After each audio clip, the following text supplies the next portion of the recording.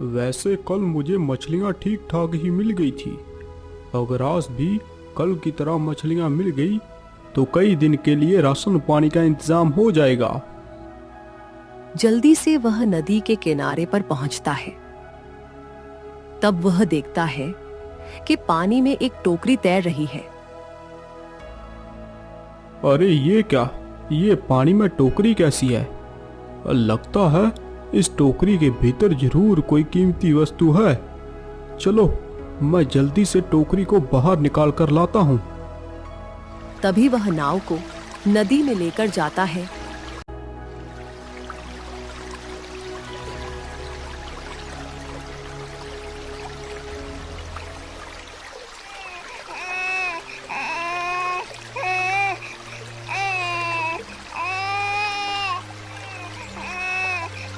अरे राम राम राम राम, ये क्या? इस टोकरी के भीतर तो एक बच्चा है। हे भगवान, इस मासूम को आखिर किसने इस टोकरी में रखकर इस नदी में बहा दिया? चलो मैं जल्दी से इस टोकरी को लेकर घर चलता हूँ। मछुआरा जल्दी ही टोकरी को उठाकर नाव पर रख लेता है और नाव को लेकर बाहर की ओर आ जाता है।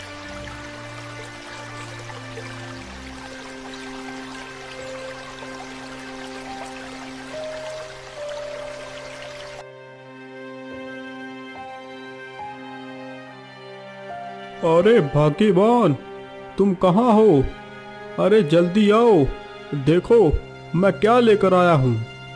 अरे वाह, लगता है आज आपको कुछ ज्यादा ही मछलियाँ मिल गई हैं। अरे भाग्यवान, मछलियों को छोड़ो, पहले इसे देखो। इतना कहकर मछुआरा अपनी टोकरी को नीचे रखता है तो उसकी पत्नी टोकरी में देखती है तो उसमें मछलियों के स्थान पर एक बच्चा दिखाई देता है। अरे ये क्या, इस टोकरी में ये बच्चा कहाँ से आ गया? ओ जी, ये बच्चा किसका है? भाग्यवान, ये बच्चा मुझे आज नदी में बहते हुए इस टोकरी में मिला। पता नहीं ये किसकी औलाद है। हमें ये बच्चा यहाँ राजा को सौंप देना चाहिए। अरे नहीं नहीं जी, आप इसे कहीं भी मत ले जाएं। वैसे भी हमारे कोई औलाद नहीं है, हम इसे पाल लेंगे। लेकिन भाग्यवान, ये तो गलत है। हम किसी दूसरे की औलाद को इस प्रकार अपना बनाकर नहीं रख सकते। नहीं जी, मैं कुछ भी नहीं जानती। मैं इसे आपको किसी को भी नहीं देने दूंगी। ऐसे ही 1 वर्ष के बाद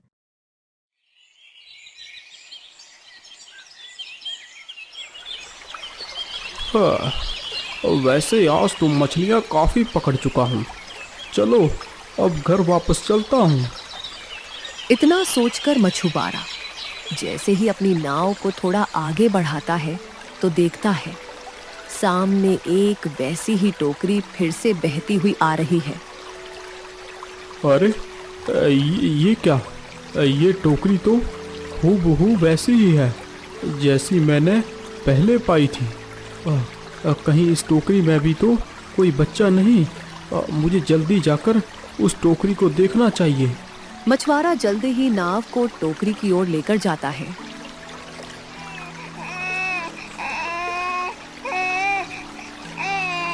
अरे ये क्या?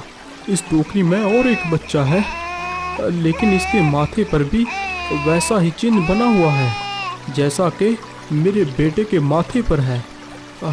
कहीं ये बच्चा उसी का तो भाई नहीं। चलो मैं इसे भी अपने घर लेकर चलता हूँ।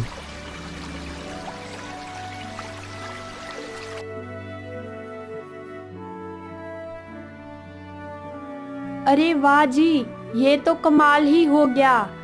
इसके माथे पर भी वही निशान है जो मेरे बड़े बेटे के माथे पर है। जरूर आपकी बात सच ही है, ये हमारे बेटे का ही भाई है।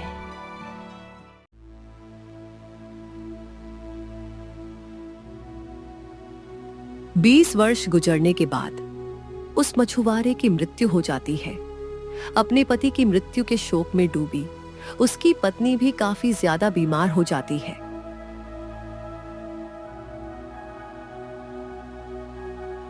भैया, अब तो हमारे पास पैसे भी नहीं बचे। जितने पैसे थे वह सब माँ की दवाई में ही ख़त्म हो गए हैं। अब दवाई के लिए पैसे कहाँ से लेकर आएंगे? इसीलिए भैया आप माँ की देख रेख करो, मैं नौकरी की तलाश में निकलता हूँ। नहीं मेरे भाई, तुम मेरे छोटे भाई हो और बड़े भाई के होते हुए बड़ा तुम काम करोगे? नहीं नहीं, ये उचित नहीं है। तुम माँ की देख रेख करो, मैं महाराज के पास जाकर उनसे कोई नौकरी की याचना करूँगा। हो सकता है महाराज मुझे किसी काम पर रख लें। वह चलते चलते जल्दी ही राजमहल के पास पहुंच जाता है। अरे ठहरो, कौन हो तुम और इस प्रकार महल के भीतर कहाँ घुसे जा रहे हो? भैया, मेरा नाम कमल है और मैं महाराज से मिलना चाहता हूँ। मुझे महाराज से एक नौकरी चाहिए ताकि मैं अपनी माँ का इलाज करा सकूँ। अच्छा अच्छा, ठीक है, तुम यहीं इस स्थान पर रुको, मैं अभी तुम्हारी सूचना महाराज तक पहुँचाता हूँ।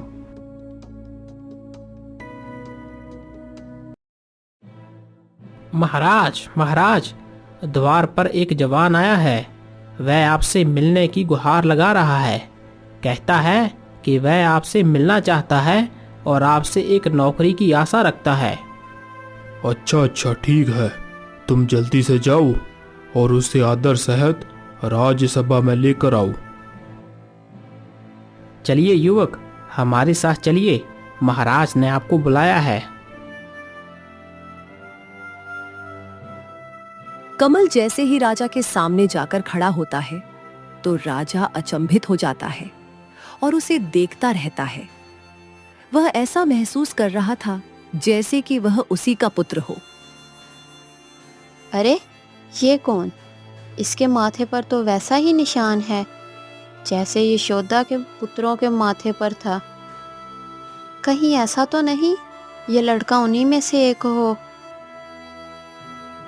बोलो पुत्र, तुम कौन हो और तुम्हें क्या चाहिए? महाराज, मेरा नाम कमल है और मैं आपके ही राज्य का ही नागरिक हूँ। अब मेरा घर देवेंद्रपुर में है। अच्छा तो ठीक है पुत्र, तुम मुझे बताओ कि तुम्हारा यहाँ कैसे आना हुआ? महाराज, मेरी माता की तबीयत बहुत ज़्यादा खराब है, परंतु मेरे पास पैसे नहीं, इसीलिए अपनी माँ का इलाज नहीं करवा पा रहा। कृपया कर आप मुझे कोई काम दे दीजिए जिससे मैं अपनी माँ का इलाज करवा सकूं। पुत्र, अभी तो हमारे पास ऐसा कोई संस्थान नहीं है जिस पद पर मैं तुम्हें रख सकूं। लेकिन हाँ पुत्र, मैं तुम्हें 100 सोने की मुद्राएं दे सकता हूँ जिससे तुम अपनी माँ का इलाज अच्छी तरह से करवा सकते हो। माफ़ करना महाराज, लेकिन मैं बिना मेहनत किए आपसे पैसे नहीं ले सकता। इतना कहकर कमल वहां से जाने लगता है। सुनो पुत्र, यदि तुम ये पैसे ऐसे नहीं लेना चाहते हो तो तुम मुझसे ये पैसे कर्ज के तौर पर ले लो, फिर तुम मेरे पैसे मुझे कमाकर वापस दे देना। वैसे महाराज उचित तो कह रहे हैं, अभी मुझे इन पैसों की अधिक आवश्यकता है। मुझे ये पैसे ले लेने चाहिए, फिर मैं अपनी मेहनत से इनके सारे पैसे चुका दूंगा। क्या हुआ पुत्र, तुम क्या सोचने लगे? कुछ नहीं महाराज, मैं आपसे पैसे कर्ज के तौर पर ही ले लेता हूँ। फिर राजा कमल को 100 सोने की मोहरें देकर भेज देता है। महाराज, जब ये युवक पैसे लेने से मना कर रहा था तो आपको उसे पैसे देने की क्या आवश्यकता थी? पता नहीं महारानी, वह युवक मुझे अपना सा लगा, इसीलिए मैं उसकी मदद करने से अपने आप को रोक नहीं पाया। राजा के मुख से ऐसे वचन सुनकर महारानी का संदेह तो और भी गहरा हो गया।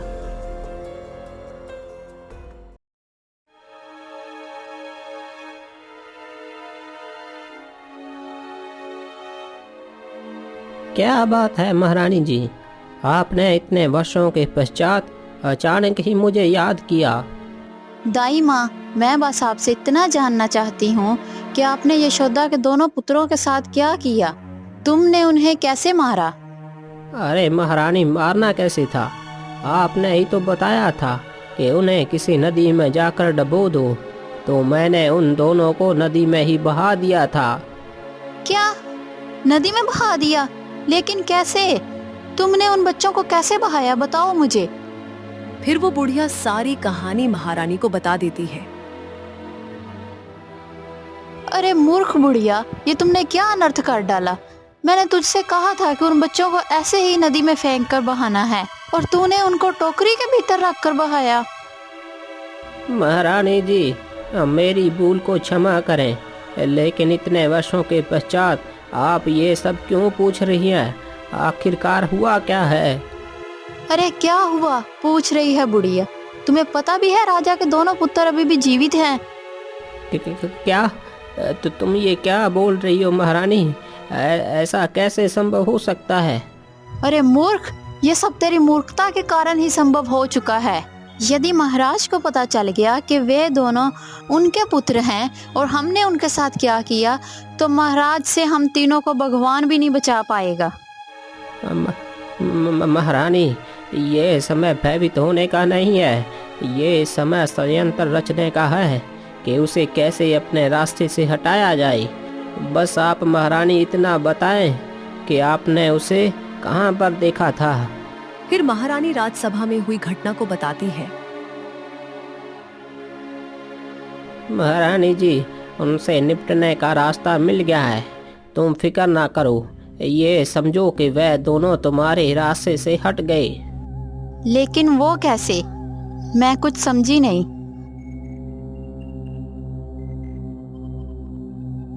अच्छा महारानी जी, अब मैं चलती हूँ। आप बेफिक्र रहिए, मैं सब कुछ संभाल लूंगी। इतना बोलकर वह बुढ़िया वहां से निकल पड़ती है। वह चलते चलते उसी नगर में पहुंचती है जिस नगर में कमल तथा उसका छोटा भाई रहते थे। अरे बेटा, इस नगर में कमल का घर कौन सा है? माता जी, आप सीधे चले जाइए, गांव के आखिर में ही कमल का घर है। उस व्यक्ति की आवाज सुनकर वह बुढ़िया आगे बढ़ चलती है और जल्दी ही उसी घर के सामने जाकर रुक जाती है।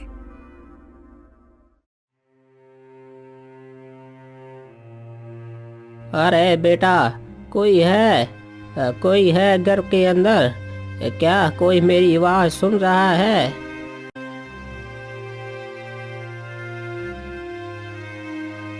अरे क्या हुआ माता जी? आप कौन हैं और आपको कहाँ जाना है? बेटा, मेरा नाम सुनिंदा है।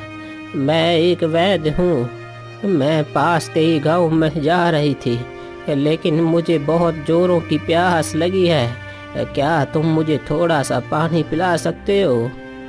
हाँ हाँ, क्यों नहीं बूढ़ी माँ, आप अंदर आ जाइए, मैं आपको पानी पिला देता हूँ। इतना सुन बुढ़िया तुरंत ही घर के अंदर घुस जाती है। कमल जल्दी ही एक गिलास में पानी लेकर आता है। वाह बेटे वाह, तुम्हारा भला हो, तुमने इस प्यासी को पानी पिलाया। वैसे बेटा, क्या तुम इस घर में अकेले ही रहते हो? नहीं माता जी, मैं यहाँ अकेला नहीं रहता, मेरे साथ मेरा छोटा भाई और मेरी माँ रहती है। लेकिन बेटा, तुम्हारा वह भाई और माँ तो दिखाई नहीं दे रहे। बूढ़ी माँ, मेरा छोटा भाई जंगल में लकड़ियाँ लेने के लिए गया है और मेरी माँ की तबीयत बहुत ज़्यादा खराब है, वह दूसरी कमरे में लेटी हुई है। पुत्र, तुम दुखी ना हो, चलो मुझे चलकर दिखाओ कि तुम्हारी माँ को क्या तकलीफ है। हो सकता है मैं तुम्हारी माँ की बीमारी को ठीक कर सकूं। इतना सुनकर कमल उस बुढ़िया को अपनी माता के पास लेकर जाता है तो बुढ़िया देखती है उसकी माता की तबीयत बहुत ज्यादा खराब है। वैसे इस औरत की तबीयत कितनी ज़्यादा खराब है। अब मैं तो इलाज के बारे में कुछ नहीं जानती और मुझे तो बस कुछ भी करके इन दोनों भाइयों को मारना है। क्या हुआ माता जी, आप कहाँ खो गई? कुछ तो बोलिए, आखिर मेरी माँ को हुआ क्या है? बेटा, तुम्हारी माँ को एक बहुत बड़ा रोग है। इसका इलाज करना अत्यंत दुर्लभ है। माता जी, जरा आप ध्यान से देखिए, क्या मेरी माता को स्वस्थ करने के लिए इस संसार में कोई औषधि नहीं बची है? वैसे बेटा, औषधि तो है, लेकिन उस औषधि को लाना बहुत ही कठिन है। अब बस आप मुझे उस औषधि का नाम बता दीजिए, मैं धरती की किसी भी कोने से उस छिपी हुई औषधि को ढूंढ निकालूंगा। हाँ हाँ, जरूर ढूंढ निकालना। मैं तुझे ऐसी जगह भेजूंगी जहाँ से तू कभी भी वापस लौट कर नहीं आएगा। बूढ़ी माँ, आप जल्दी से मुझे बताइए उस औषधि के बारे में। यदि ऐसी बात है पुत्र, तो सुनो। तुम्हें अम्बा पहाड़ी पर जाकर उस दिव्य जल को लेकर आना होगा। यदि तुम उस जल को लेकर आए तो समझो तुम्हारी माँ बिल्कुल ठीक हो जाएगी। ये लीजिए भैया, मैं लकड़ियाँ लेकर आ गया। हाँ हाँ छोटे, तुम इन सारी लकड़ियों को वहीं पर रख दो और मेरी बात ध्यान से सुनो। मैं उस दिव्य जल को लेने के लिए जा रहा हूँ ताकि हम अपनी माँ को ठीक कर सकें। तुम घर पर ही रहकर माँ की देख रेख करना। इतना बोलकर कमल उन पहाड़ियों की तरफ उस दिव्य पानी की तलाश में निकल पड़ता है।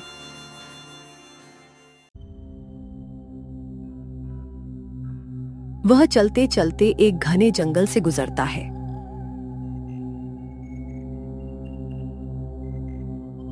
अरे, आगे तो 2 रास्ते हैं, मैं कौन से रास्ते से जाऊं?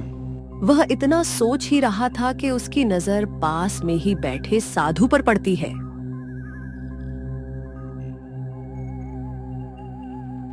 अरे बाबा, आंखें खोलिए, आंखें खोलिए बाबा, मेरी मदद कीजिए।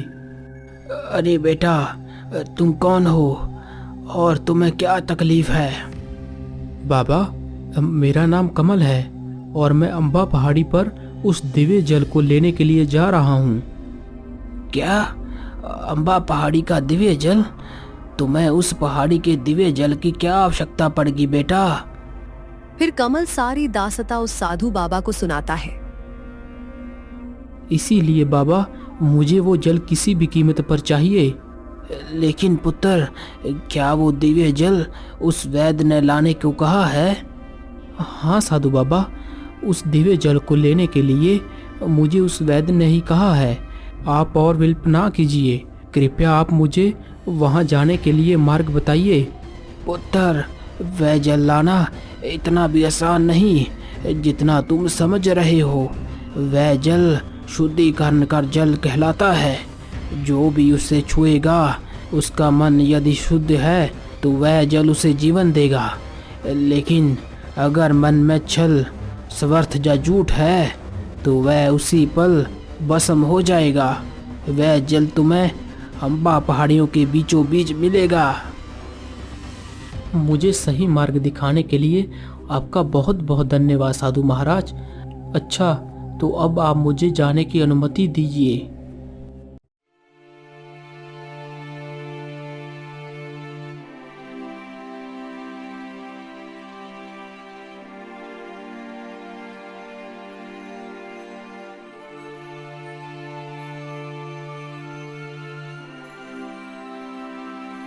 अरे राम राम राम राम राम। और कितना आगे चलना होगा?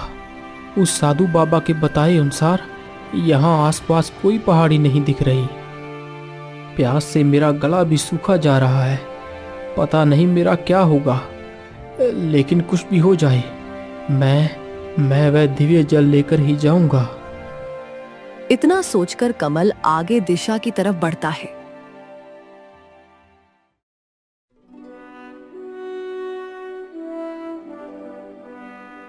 कमल जल्दी ही उस गुफा को ढूंढ लेता है। हे भगवान, तेरा लाख लाख शुक्र है, मुझे वह गुफा मिल ही गई जिसके बारे में वह बूढ़ी वैद्य ने कहा था।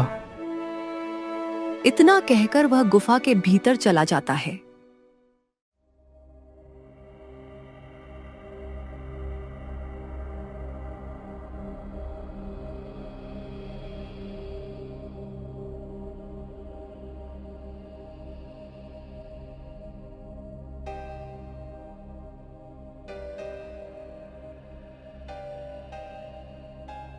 हे भगवान, मैं इस गुफा के अंदर तो आ गया, लेकिन वह दिव्य पानी कहाँ पर है?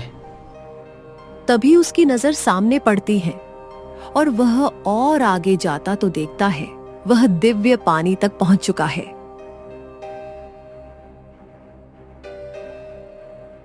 अरे वाह वाह वाह, मैं दिव्य जल तक पहुंच गया। अब जल्दी से इसे भर लेता हूँ।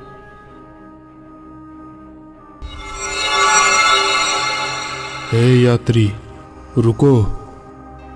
ये जल केवल उन हाथों में जा सकता है जो सत्य, ज्ञान और त्याग की कसौटी पर खरे उतरे। तुम कौन? मैं इस दिव्य जल का रक्षक हूँ और तुम्हें मेरे 3 सवालों के सही उत्तर देने होंगे। यदि तुम मेरे 3 प्रश्नों के उत्तर नहीं दे सके तो तुम्हारी आत्मा यहीं कैद रहेगी सदा के लिए। जी बोलिए, क्या है तुम्हारे वो 3 सवाल? तो सुनो, मेरा पहला सवाल, क्या जो नसीब में लिखा है वही होता है? क्या इंसान अपनी मेहनत, हिम्मत और ताकत से नसीब को बदल सकता है? बताओ, क्या तुम मानते हो कि जो नसीब में लिखा है वही होता है? अगर नसीब में सब पहले से तय होता तो हमें सोचने की शक्ति, मेहनत करने की ताकत और दिल क्यों दिया? हम इंसान हैं, हमारे पास चुनाव करने की आज़ादी है, और जब इंसान सच्चे दिल से मेहनत करता है तो वह अपने नसीब को बदल सकता है। बहुत अच्छा, तूने सही कहा युवक। इंसान सच्चे दिल से मेहनत करके अपने नसीब को बदल सकता है। मेरा दूसरा सवाल, 3 आत्माएं एक ही धरती पर चलती हैं। एक राजा जिसके पास सब कुछ है, एक भिखारी जिसके पास कुछ नहीं, और एक ऋषि जिसने सब त्याग दिया है। अब बता, इन तीनों में से सबसे अमीर कौन है? राजा के पास महल है, भिखारी के पास खाली कटोरा और ऋषि के पास सिर्फ एक कमंडल। पर इन तीनों में से सबसे अमीर वह है जिसने चाहत से मुक्ति पाई हो। राजा अपने खजाने से डरता है, भिखारी उसकी ख्वाहिश में जीता है, पर ऋषि ने त्याग से सुख पाया है। उसने भीतर की शांति को बाहरी संपत्ति से ऊंचा समझा है। दौलत वह नहीं जो तिजोरी में बंद हो, दौलत तो वह है जो दिल को हल्का करे, आत्मा को मुक्त करे। दौलत वह है जो बांटी जाए और बढ़े, जैसे प्रेम, करुणा, ज्ञान।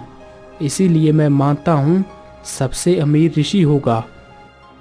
बहुत खूब युवक। अब मेरा आखिरी सवाल, सबसे बड़ा धर्म क्या है? सुनो, सबसे बड़ा धर्म कोई नाम, कोई मंदिर या कोई कानून नहीं। वह तो मन का वो रास्ता है जहाँ हम बिना किसी भेदभाव के सभी के लिए वही प्रेम रखते हैं जो हम खुद के लिए रखना चाहते हैं। धर्म वह प्रकाश है जो अज्ञातता को अंधकार से मिटाता है। धर्म वह दया है जो क्रोध को शांत करती है। धर्म वह सत्य है जो झूठ की दीवारों को तोड़ देता है। तो सबसे बड़ा धर्म है प्यार करना। वाह युवक, तू केवल सवालों का उत्तर देने नहीं आया, तू अपनी आत्मा को खोलने आया है। तेरे उत्तरों में अहंकार नहीं बल्कि संप्रण था। तेरे शब्दों में तर्क नहीं बल्कि प्रेम की गरिमा थी। इसीलिए युवक, मैं तुम्हें ये दिव्य जल प्रदान करता हूँ जो केवल उसे मिलता है जो आत्मा से शुद्ध हो। कमल जल्दी ही उस दिव्य जल को भर लेता है।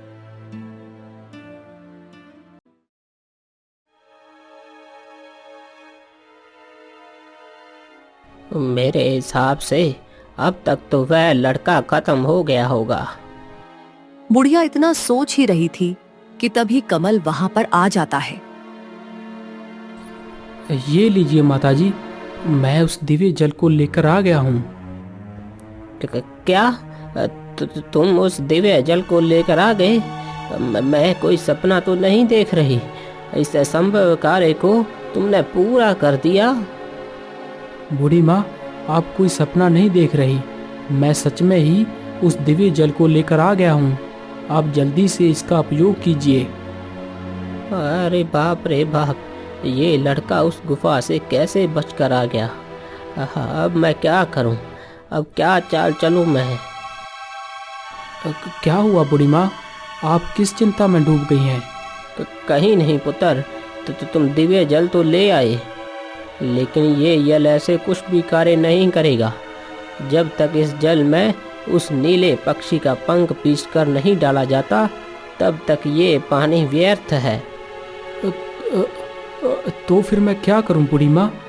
अब ये नीला पक्षी मुझे कहाँ मिलेगा?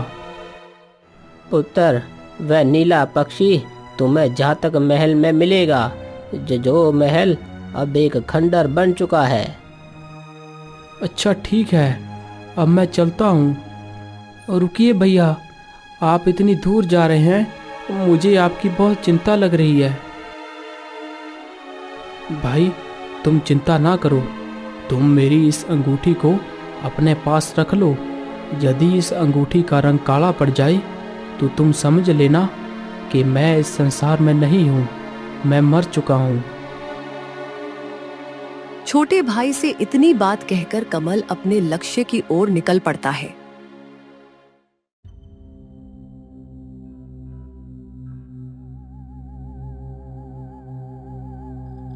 घर से तो निकल पड़ा हूँ, लेकिन ये तो पता नहीं है कि आखिर वो नीला पक्षी मुझे मिलेगा कहाँ।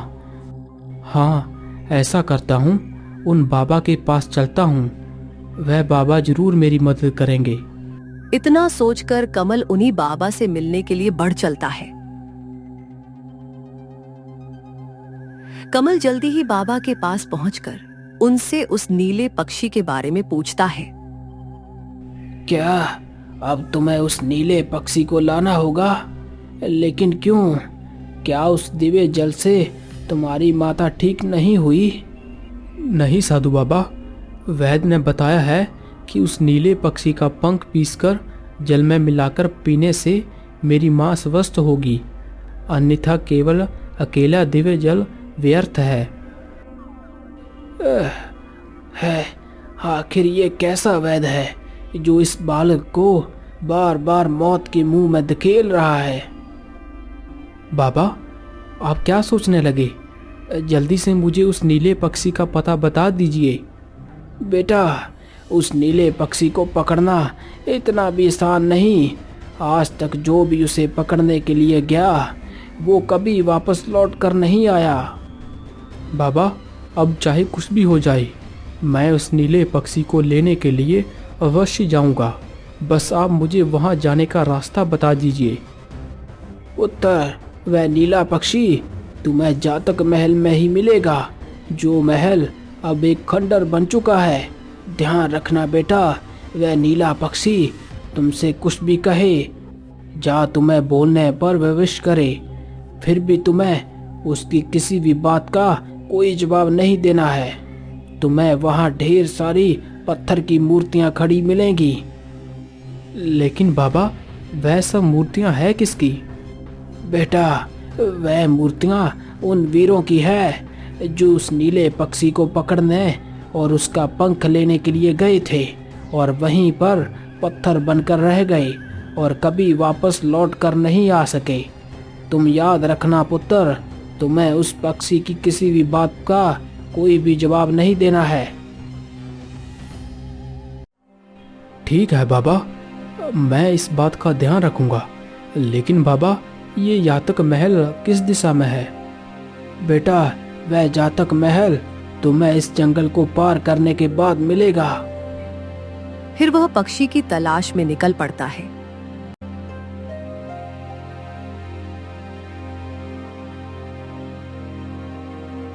वह चलते चलते जल्दी ही सारे जंगल को पार कर उस महल के नजदीक पहुंच जाता है। मुझे लगता है यही वो जातक महल है।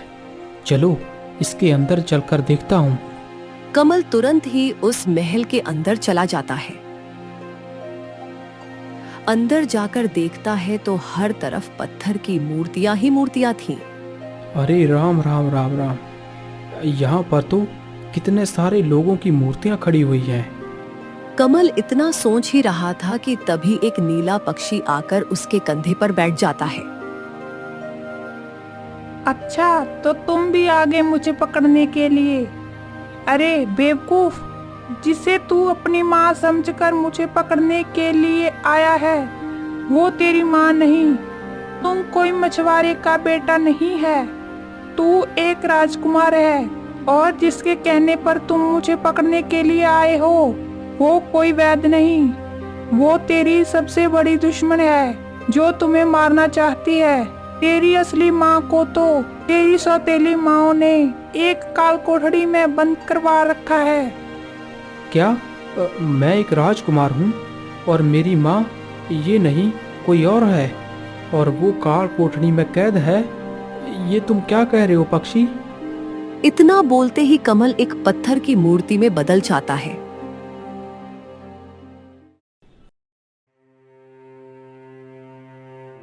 अरे ये क्या, इस अंगूठी का रंग तो एकदम काला पड़ गया। तो इसका मतलब मेरे बड़े भैया इस दुनिया में नहीं रहे। हे भगवान, ये तूने क्या कर दिया? अब आपने मेरे भैया को भी मुझसे छीन लिया। बेटा, तुम ज्यादा दुखी ना हो, अभी तुम्हारे भाई को कुछ भी नहीं हुआ होगा। तुम जल्दी से जातक महल में जाकर अपने भाई के प्राण बचा लो, तब तक मैं तुम्हारी माँ की देखभाल करती हूँ।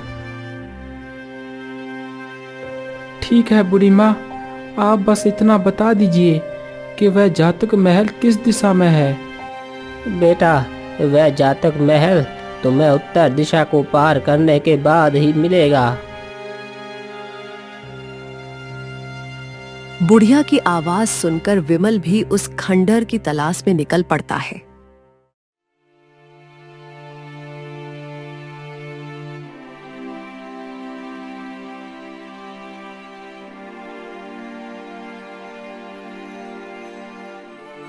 वह चलते चलते वहीं से गुजरता है जहां वह साधु बैठा हुआ था।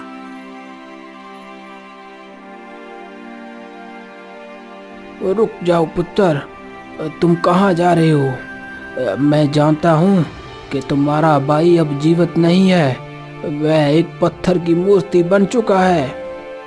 क्या पत्थर की मूर्ति बन चुका है? लेकिन कैसे बाबा, आप मुझे स्पष्ट रूप से बताएं। फिर साधु सारी बात उसे बताता है।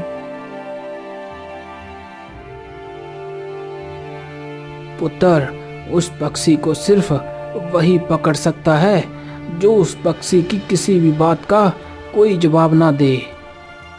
बाबा, यदि आप इतना सब कुछ जानते हैं तो यह भी बता दीजिए कि मैं अपने भाई को कैसे ठीक कर सकता हूँ।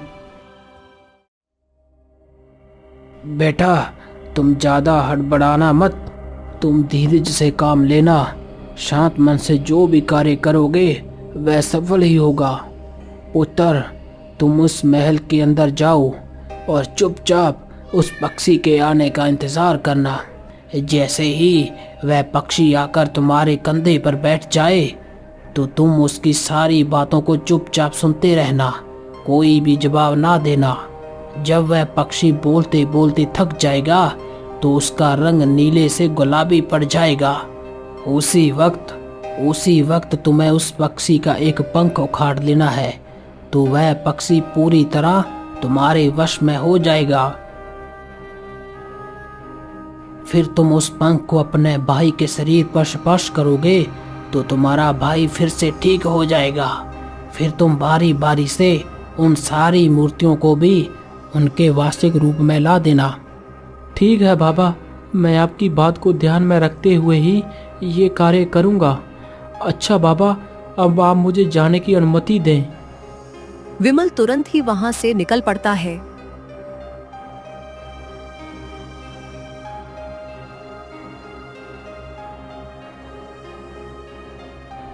जरूर यही वो महल है जो बाबा ने मुझे बताया था। चलो इसके अंदर चलकर देखता हूँ। विमल चुपचाप महल के अंदर जाता है तो देखता है उसका बड़ा भाई सामने ही पत्थर की मूर्ति बना हुआ खड़ा है। भैया, ये क्या हो गया आपको? आप तो एक पत्थर बन चुके हैं। आप तो यहाँ उस नीले पक्षी का पंख लेने के लिए आए थे। आपका यह हाल देखकर मेरा हृदय बैठा जा रहा है। मुझसे बात करो भैया, मुझसे बात करो।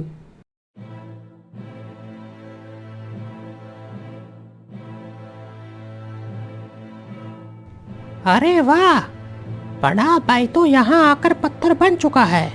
अब छोटा भाई भी यहाँ आ पहुँचा है। अरे, मुझे पकड़कर आखिर तुम लोग क्या करोगे? यदि किसी को बचाना ही है तो जाकर अपनी माँ को बचाओ, जो राजमहल की काल कोठरी में कैद है। जिस बुढ़िया के कहने पर तुम मुझे पकड़ने के लिए यहाँ आए हो, वह बुढ़िया ही तुम्हारी दुश्मन है। उसने तुम दोनों भाइयों को पैदा होते ही नदी में बहा दिया था और उस मुसवारे ने तुम दोनों भाइयों को नदी से निकालकर अपने घर में पाला था। तुम्हारी असली माँ तो कोई और ही है। इस तरह वो नीला पक्षी विमल को उसके जीवन के बारे में बहुत कुछ बताता है और विमल चुपचाप खड़ा रहता है। वो पक्षी बोलते बोलते लगभग थक ही चुका था। अरे, तुम कैसे नापुष्क राजकुमार हो? इतना सब कुछ सुनने के पश्चात भी तुम कोई उत्तर क्यों नहीं दे रहे हो? तुमने तो मुझे बुला बुला कर थका डाला। इतना कहते ही उस पक्षी का रंग नीले से गुलाबी हो जाता है। पक्षी का बदला रंग देखकर विमल उस पक्षी का एक पंख नोच लेता है। अरे वाह वाह वाह, अब मैंने तुम्हारे पंख को नोच ही लिया। अब तुम पूरी तरह मेरे वश में हो चुके हो। अब मैं अपने भाई को जीवित कर लूंगा। इतना कहकर वह उस पंख को अपने भाई के माथे पर स्पर्श करता है तो उसका बड़ा भाई फिर से सामान्य हो जाता है।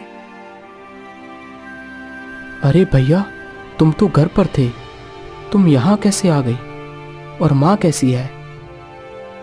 भैया, आप जो अंगूठी मुझे देकर आए थे, जब उस अंगूठी का रंग काला पड़ गया तो मैं समझ गया कि मेरा भाई किसी मुसीबत में फंस गया है और मैं अपने आप को रोक नहीं पाया और मैं आपको ढूंढने के लिए निकल पड़ा। फिर उसका भाई सारी कहानी उसे सुनाता है। अरे भाई, मैं तुम्हें कितनी बार कह चुका हूँ कि जिसे तुम अपनी माँ बोल रहे हो वह तुम्हारी माँ नहीं है, वह एक मछुआरन है। उसने सिर्फ तुम्हारा पालन पोषण किया है। तुम्हारी असली माँ तो राजमहल की काल कोठरी में कैद है। विमल, तुम इस पक्षी की बातों का कोई विश्वास ना करो, क्योंकि ये पक्षी हमें अपनी बातों में उलझा रहा है। चलो यहाँ से। हाँ हाँ, मत करो मेरी बात पर विश्वास। यदि तुम्हें मुझ पर विश्वास नहीं है तो जाकर उस बुढ़िया से ही पूछ लो, सब कुछ स्पष्ट हो जाएगा। भैया, जरा आप रुकिए, मैं इन सभी वीरों को भी मुक्त कर देता हूँ। हाँ हाँ, जरूर मुक्त कर दो।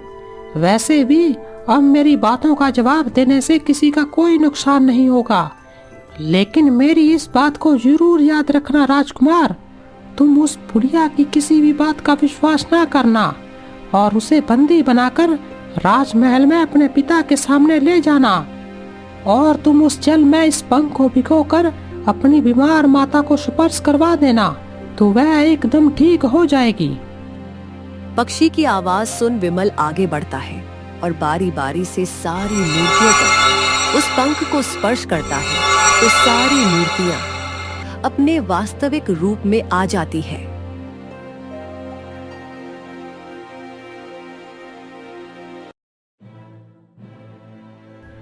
तुम दोनों भाई जिंदा हो? हाँ बुढ़िया, अब नाटक बंद करो और बताओ तुम कौन हो और किस वजह से यहाँ आई हो, और हमारा दोनों भाइयों का राजा से क्या रिश्ता है, बताओ। बताती हूँ, मुझे छोड़ दो। दरअसल मैं आज से 25 वर्ष पहले राजा और उनके मंत्री, उनके मित्र पड़ोसी राज्य के राजा कुलवीर के पास दावत पर गए थे। तभी तभी वापस जंगल के रास्ते लौटते हुए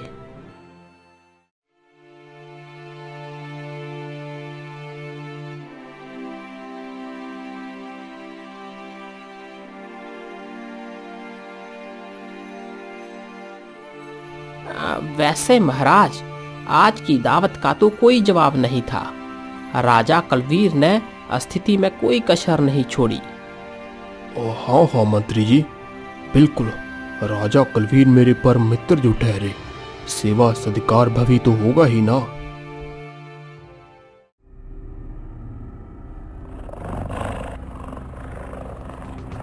बचाओ बचाओ, कोई मेरी सहायता करो, मेरे प्राण संकट में है। अरे ये किसके चिल्लाने की आवाज है?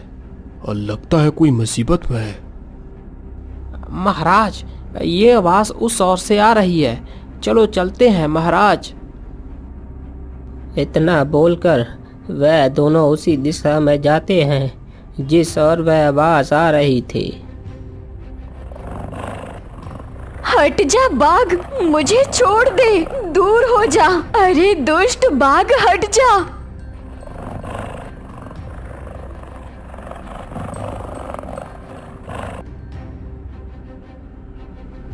हे भगवान, महाराज की मदद करो, नहीं तो ये बाघ हमारे महाराज को खा जाएगा। अरे भाग जा दुष्ट भाग, और नहीं तो मैं तुझे खत्म कर दूंगा।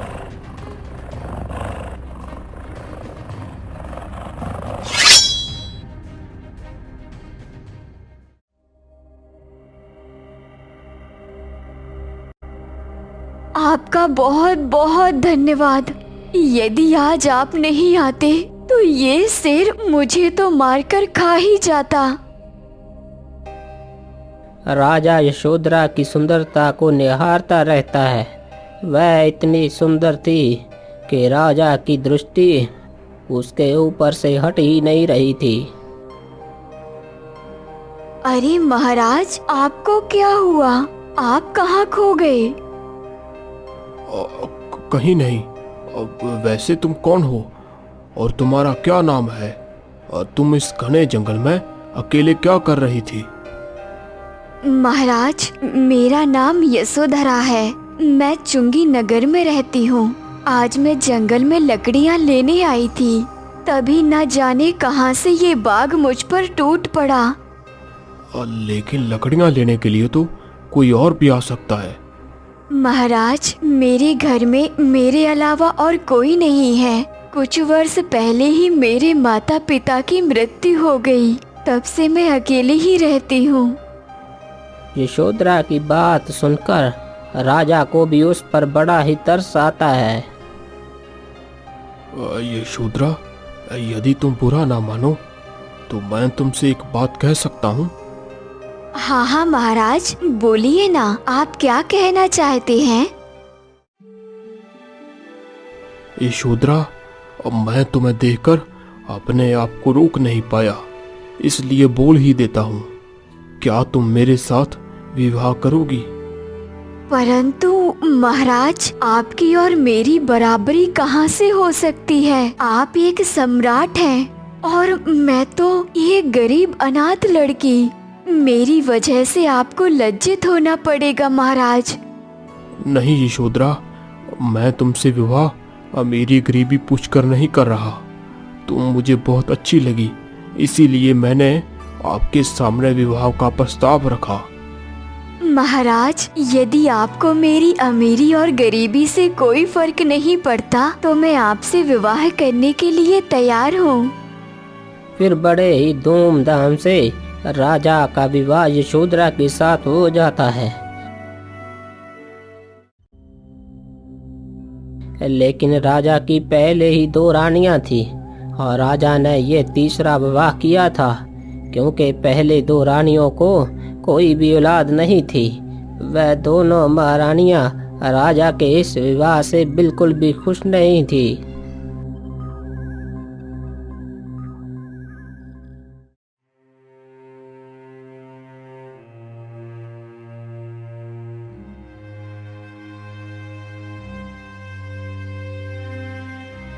महाराज, क्या बात है? इस खुशी के मौके पर आप इतना उदास क्यों दिखाई पड़ रहे हैं? क्या बताऊं रानी, मेरी उदासी का कारण बहुत बड़ा है। इतने वर्ष गुजर गए हैं, अब मेरी दो रानियां होने के पश्चात भी मैं औलाद के सुख से वंचित हूँ। मैं आपसे बस इतनी ही आशा करता हूँ कि आप मेरी इस इच्छा को जरूर पूरा करेंगी। महाराज, मैं तो अब आपकी पत्नी बन चुकी हूँ। इस नाते से मैं हमेशा आपके साथ हूँ, चाहे सुख हो या दुख।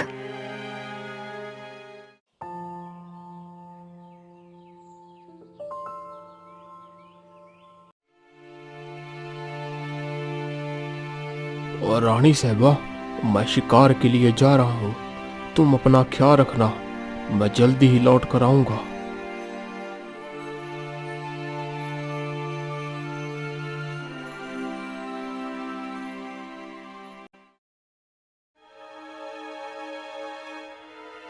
हाय हाय, ये सब तो मुझसे देखा ही नहीं जाता। जब से ये बिकारन हमारे राजमहल में घुसी है, तब से महाराज हम दोनों पर तो ध्यान ही नहीं देते।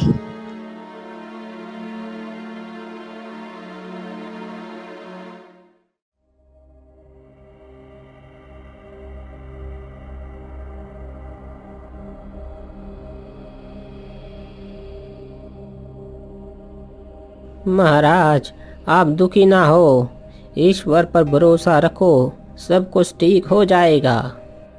इतना बोलकर मैं कमरे के अंदर चली जाती हूँ।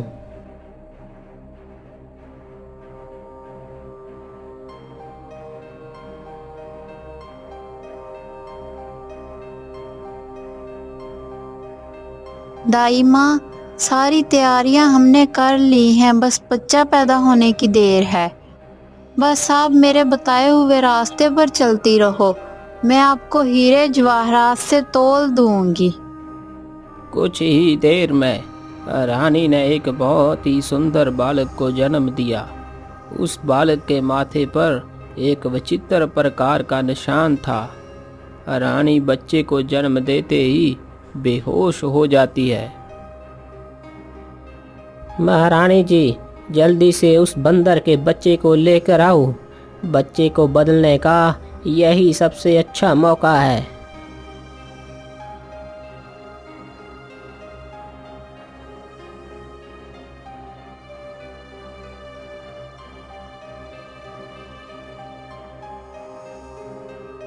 तभी मैं जल्दी ही उस बच्चे को उठाकर उस बच्चे के स्थान पर एक बंदर के बच्चे को रख देती हूँ।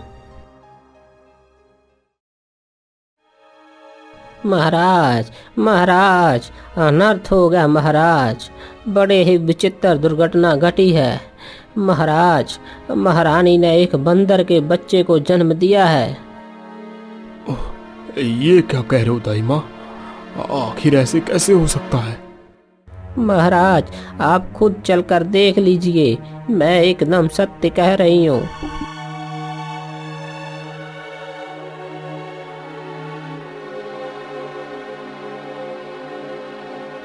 हे भगवान, ये तेरा कैसा न्याय है?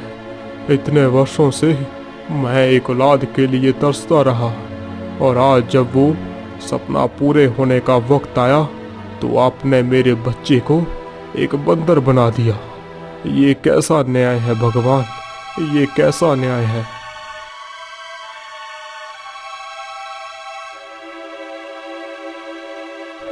महाराज, संभालिए अपने आप को, निराश ना होए, ईश्वर पर भरोसा रखिए, सब कुछ ठीक हो जाएगा महाराज। मंत्री जी, अब ईश्वर पर और कितना भरोसा रखूं? जो मेरे हक का था वो भी मुझसे छीन लिया गया। मैं लोगों को क्या बताऊं कि मेरी औलाद एक बंदर है? नहीं नहीं मंत्री जी, आप इस बंदर को उठाकर ले जाओ और जंगल में जाकर छोड़ आओ।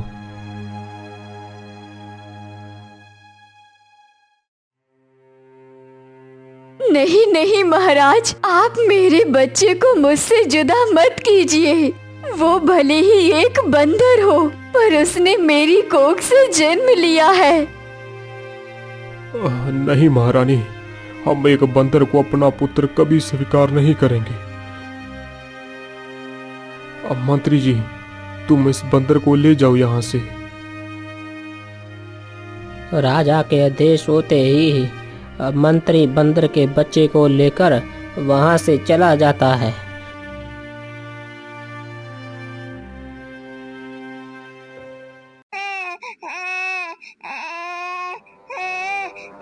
दाई माँ, अब आप चुपके से इस बच्चे को ले जाकर किसी नदी नाले में बहा दो।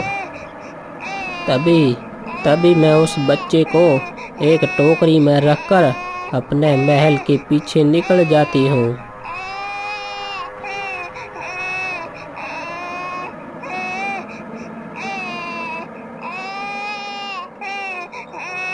अरे वाह वाह वाह, इस बच्चे को नदी में फेंकने के बदले मुझे ढेर सारा धन मिलेगा। चलो, अब मैं जल्दी से इस बच्चे की टोकरी को नदी में बहा देती हूँ।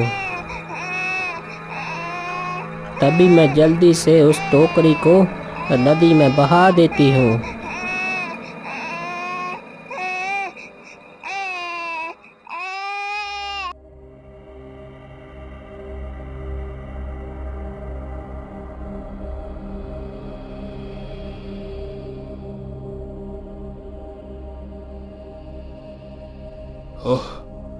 तुम चुप रहो महारानी।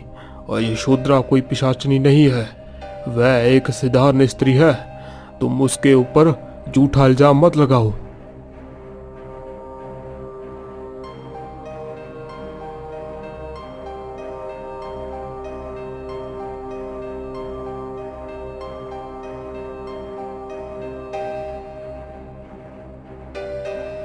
अरे, अब क्या बात है रानी, तुम अभी तक सोई नहीं?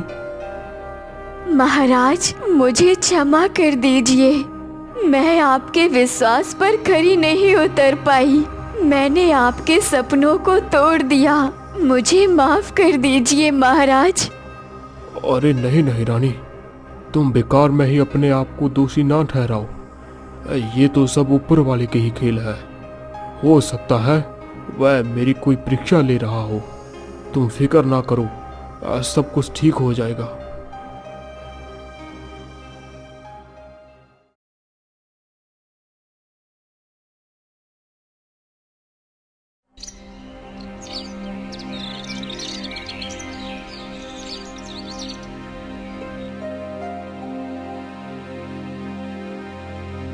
अरे महाराज, आज पूरे 1 वर्ष के पश्चात आपको फिर से पिता बनने का सौभाग्य प्राप्त होने जा रहा है।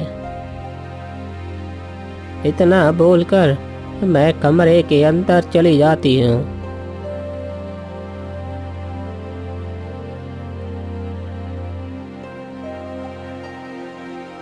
उस बार भी फिर से रानी ने एक सुंदर से बालक को जन्म दिया था, जिसके माथे पर भी एक वैसा ही निशान था जैसा कि उसके पहले वाले पुत्र के माथे पर था। पहले की तरह फिर से यशोधरा वो बच्चे को जन्म देते ही बेहोश हो जाती है। इसी का ही फायदा उठाकर महारानी ने फिर से उस बच्चे को इसके स्थान पर एक मेंढक के बच्चे को रख दिया। महाराज, महाराज, जल्दी से चलिए। इस बार फिर से वही हुआ जिसकी हमें आशंका थी। इतना सुनते ही राजा रानी के कक्ष में जाता है तो देखता है वह बिस्तर पर एक बच्चे के स्थान पर एक मेंढक का बच्चा पड़ा हुआ था।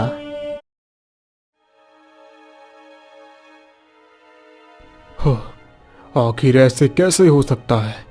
एक इंसान कभी बंदर तो कभी मेंढक का बच्चा कैसे पैदा कर सकता है? मुझे तो लगता है तुम तो कोई इंसान हो ही नहीं। तुम जरूर कोई पिशाचनी ही हो जो मेरे साथ इस प्रकार का खेल खेलकर मेरी भावनाओं को ठेस पहुंचा रही हो। नहीं नहीं महाराज, आप मुझ पर इस प्रकार कोई आरोप न लगाइए। मैं खुद भी नहीं जानती कि ये सब क्या और क्यों हो रहा है। मेरा विश्वास कीजिए महाराज। नहीं, अब मैं तेरी किसी भी बात का कोई विश्वास नहीं करूंगा। सैनिकों, इस डायन औरत को लेकर जाओ और इसे काल कोठड़ी में कैद कर दो। और हाँ, इसे उतना ही खाना पीना मिलना चाहिए जितने में ये जीवित रहे। जाओ, लेकर जाओ यहाँ से इसे। बेचारी तुम्हारी माँ यशोधरा रोती गिड़गिड़ाती रहती, लेकिन राजा उसकी एक भी नहीं सुनता। सैनिक उसे ले जाकर काल कोठड़ी में डाल देते हैं।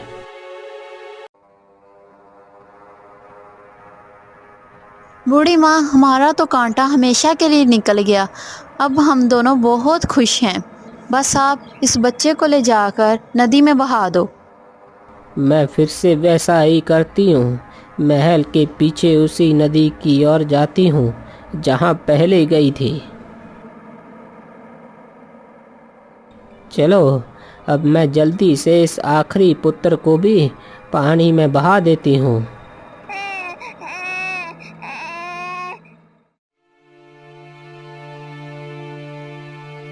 मुझे माफ कर देना बेटा।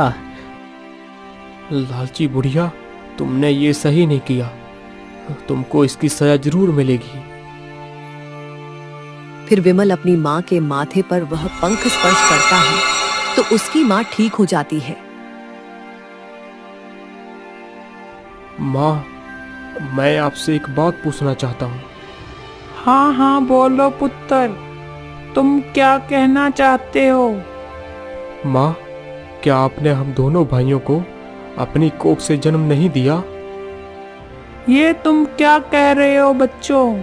ये सब तुम्हें किसने कहा? माँ, आपको हमारी सौगंध है। आप मुझे सच सच बताएं कि आप ही हमारी जन्मदाता है या नहीं। हाँ पुत्र, मैंने तुम्हें अपनी कोख से जन्म नहीं दिया। तुम दोनों हमें उस नदी में बहते हुए मिले थे। भैया, इस बुढ़िया को बंदी बनाकर राजमहल में लेकर चलो। फिर वह दोनों भाई उस बुढ़िया को महाराज के पास ले जाते हैं।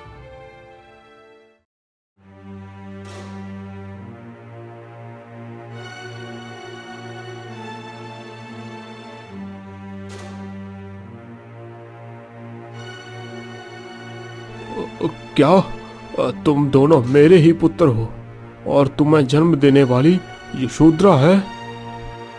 हाँ पिताजी, हम दोनों आपके ही पुत्र हैं, जिसको आपने पिशाचनी समझकर काल कोठड़ी में कैद कर रखा है। हम उसके ही बेटे हैं। यह सारी बातें सुनकर तो राजा हैरान ही रह जाता है। क्यों बुढ़िया, ये लोग जो कह रहे हैं, क्या वह सत्य कह रहे हैं? यदि तुमने झूठ बोला तो मुझसे बुरा कोई नहीं होगा। जी महाराज, ये सब लोग सत्य कह रहे हैं। मैंने पैसों की लालच में अंधी होकर ये नीच कर्म किया।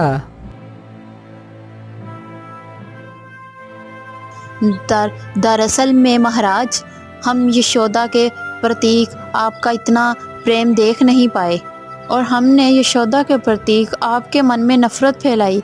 हमें क्षमा करिए महाराज। क्षमा? और वो भी तुम तीनों को? ऐसा तुमने सोच भी कैसे लिया कि मैं तुम तीनों को क्षमा कर दूंगा? तुमने इतने वर्षों तक मेरी पत्नी और मेरे पुत्र को मुझसे दूर रखा।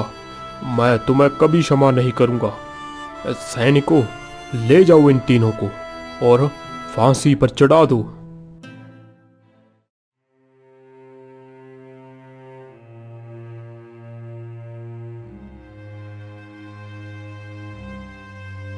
माँ, देखो, हम आपको लेने के लिए आए हैं। चलो माँ, हमारे साथ चलो। माँ, तुमने मुझे माँ कहा? तुम कौन हो पुत्रों, जो इस अभागन को माँ कहकर पुकार रहे हो? फिर सारी कहानी यशोधरा के दोनों बेटे उसे सुनाते हैं।